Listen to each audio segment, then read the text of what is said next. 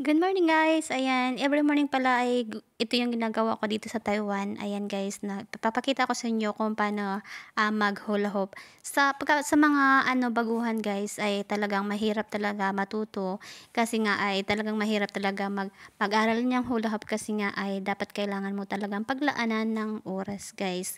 So ayan, sa mga gusto pong pumayat kailangan natin let's do exercise every morning, and then after nyo mag-exercise ay kailangan natin guys mag-diet.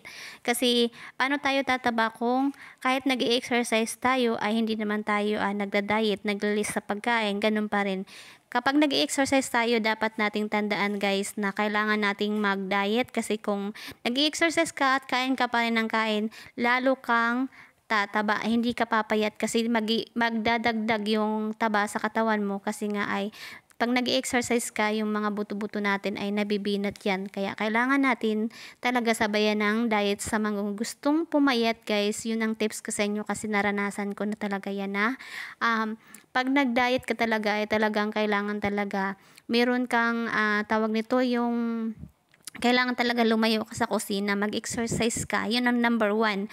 Self-discipline, guys. And then, after mo sa pag-exercise, ayan, kailangan, kung hindi nyo kaya pang itanggalin yung kanin sa katawan mo, ay kailangan kunti-kunti lang muna para hindi manibago yung ating katawan. Kasi kailangan din naman natin ng kanin, pero wag yung masyadong marami kasi nga yun ang number one na nakakataba.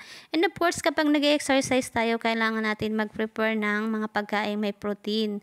Kasi yun din ang, yun ang, kumbaga, tatanggalin natin yung kanin, pero dapat meron kang pamalit dun, guys. Yun lang ang gusto kong i-share sa inyo para at least sa mga gustong pumayat, madali lang pumayat kapag gusto mo. Sabi nga nila, kapag may paraan, kapag gusto mo marami daw paraan, pero pag ayaw mo ay maraming dahilan. Yan lang guys, share ko lang sa inyo yan every morning ang routine ko dito sa Taiwan. May time naman na hindi ako nag-exercise kasi hindi naman talaga ako araw-araw nag-exercise. Meron lang akong schedule. Sa isang linggo, 2 o 3 beses lang ako mag-exercise.